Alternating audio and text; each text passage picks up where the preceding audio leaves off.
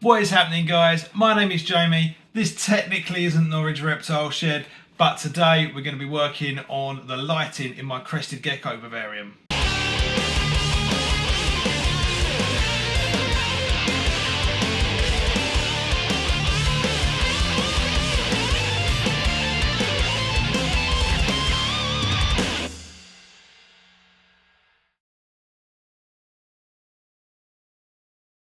So the equipment I'm going to be using is the new Arcadia LumenIZE Pro T5 Smart UVB, and I've got the Shade Dweller one, so that's the smallest one they do.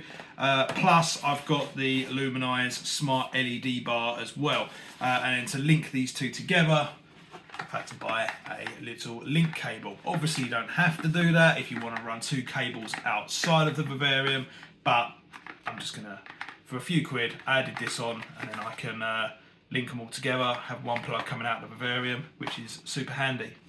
So yeah, this isn't actually in the shed, so the background's going to be slightly different. This is actually inside my house where I keep my crested geckos, my standing day gecko, and a baby green cat snake as well. And the reason I'm choosing to try out these kits, and I'm quite excited to do that with this particular species, is because crested geckos are crepuscular, and that's going to mean that they are active in sort of dawn and dusk periods. And now in their native range, you'll probably see these guys out, not just in complete pitch darkness, you're going to see them out with dawn and dusk. So there's going to be light there, there might be UVB levels there. So the reason why I want to do that, one is because it's in my lounge and I view these guys pretty much every evening, and I think it'd be really cool to have quite low level lighting inside there, as well as providing the natural kind of UVB rays and everything like that. But I'm going to have natural low light levels that these guys might be active in, and that also means it will happen in the morning and create quite a natural kind of ramp up of sunlight heading into the day. And I might even, because of the LEDs and stuff, I might even decide just to knock the edge off of those lights just to make them slightly less brighter, depending on how the geckos react. I know the UVB will be absolutely fine, but this is going to be the first time I've installed a Jungle Dawn LED light in there. Up till now, all this plant growth is actually thanks to a really cheap LED tropical fish light that runs the full length of the front of this tank. So yeah, I suppose we best cut to it and start installing these guys.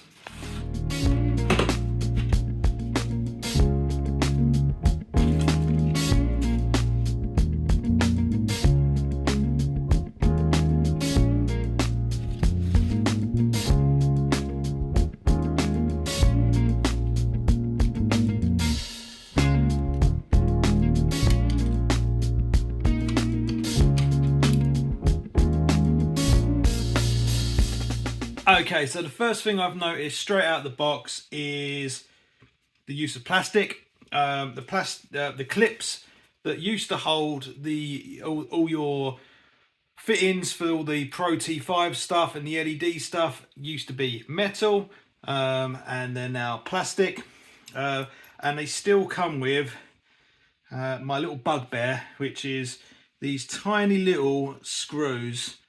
So this screw is probably Phillips head 1, maybe Phillips head 2, but most screwdrivers, most people that are using tools and buying, you know, normal screws from a screw shop are going to buy Posi Drive 2, which is the standard that I use in everything, because Posi Drive 2 is pretty much the common screw size for most normal screws.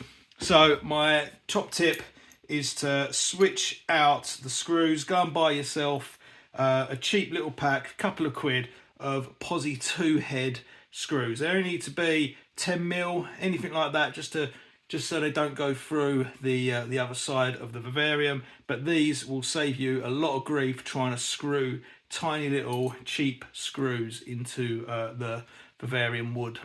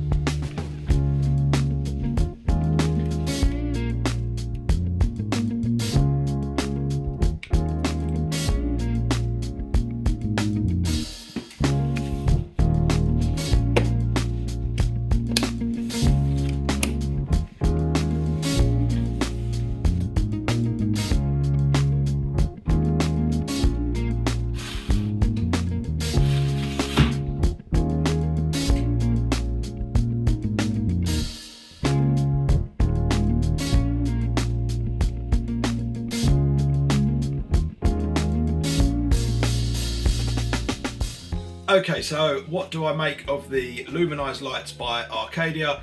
First of all, I've been running these lights now for just over a week, and they 100% meet my expectations of being able to view the animal in a dim light at night without adding extra lighting or anything like that. So that's really cool. I've really enjoyed actually being able to just sort of glance over and see the crested gecko kind of in quite dim light, actually active during that crepuscular dawn, that dusk kind of time. So that's really cool. A couple of things that I think are a little bit cheap are the plastic clips, the plastic holders for the actual lamp, and the screws. Like I said earlier, it'd be cool to maybe go back to the metal clips.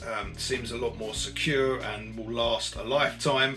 And then also them screws, but everyone puts them kind of screws in, so I'm not expecting anything, but my tip would be to replace them with little Posi 2 head screws and make your life a little bit easier. So do I dim the lights like Arcadia suggest? No, I don't, and I'll explain why. Basically, what I'm trying to create in the crested gecko vivarium is a little slice of New Caledonia. Now, New Caledonia has a sunrise and sunset time of, on average, like 26 to maybe 30 minutes. So I'm trying to recreate that with my LED light. So I'm going to only put my LED light on from 0 to maximum brightness over 30 minutes. And that kind of, for me, that kind of resembles a little bit more of a natural kind of sunrise, and still helps with the ramping up, rather than just turning all the lights straight on. So as for the UVB, that's given me a few more headaches really, trying to figure out exactly how I want that to be set. Now over in New Caledonia, the UV index is like 11 over there, which is obviously off the scale compared to what we provide for our jungle animals, and that makes sense because we are expecting these animals to be under a canopy, have a lot more sort of light that's been filtered through leaves and plants and just everything like that, as well as obviously being crepuscular and only doing cryptic basking.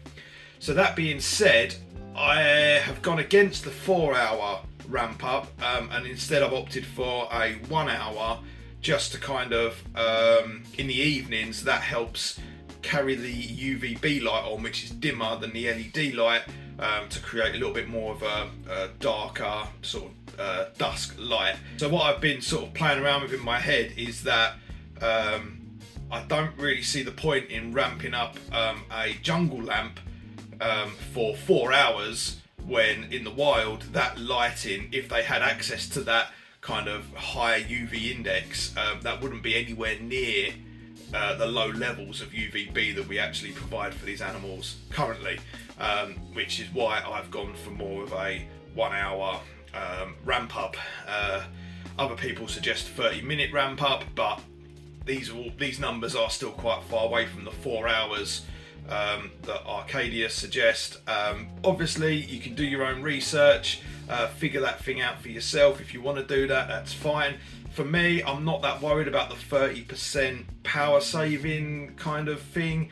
I would rather the animal have access to the UVB levels for the full length of the day. Like I said, because they are much lower levels than they actually really have access to in the wild. So yeah, that's what I'm sticking to, and I'm not too worried about the 30% thing, because this is reptile keeping. This is how it is. And just a side note as well about the app that Arcadia provide to control these lights with. Right now, I've found that app really frustrating to use. Obviously, it's the first version of it that's available to the public. I'm sure it's going to get better and it's going to get more reliable and easier to use. But for me, the biggest problem I had was, obviously you want to be able to dim the lights and play about with them settings and stuff like that. That's pretty much the sole reason for that app. And I found it constantly disconnecting from the lamps if I scrolled between the two lamps that I've got, I could then, if I changed the setting on one lamp, I then couldn't connect to the second lamp without closing the app and opening it again. I found sometimes if I pressed apply or anything like that, sometimes things would kick back in, but ultimately the app was very frustrating to use. You do tend to kind of close it and open it quite a lot to reconnect to things, and I'm only sitting a couple of meters away from the lamps, and I'm using the most up-to-date version, the most up-to-date phone software, everything to try and make it as easy as possible and reliable, and I still struggled. So I got the job done in the end. I did manage to create a custom time slot for everything and get that all set up right. And obviously the most important thing here to drill in is you need to be able to set all your lights to 0 at the end of each day, so then you don't have them going on through the night or anything like that. But still, just flicking through and changing times, even if you want to up the time by 30 minutes, 15 minutes, it would then disconnect from the other lamp and you'd have to close the app and open it again. So yeah, I'm hoping that will get a little bit more reliable as time goes on, and like, you know, version 1.1 or whatever comes about. But yeah, that's the biggest frustration so far with the whole system. So I think that covers it. I'm really happy with them. Would I buy more in the future? Yes, I would. I'm not going to go out and replace everything right now because that would be silly. All my lamps are working, but as they fail, I would replace them with the LumenIZE stuff, purely because of that ramp up time and that dimming that I can use to basically just not switch all the variums on at the same time. So that is a cool thing. Yeah, I hope you enjoyed this video, guys. If you want to support the channel, please make sure to hit that like button, that subscribe button, and if you want to support the channel even further, head over to Patreon, where for £3 a month I can feature your name at the start of the video, like all the cool people that you saw at the start of this one. Thank you very much, and I'll catch you in the next video.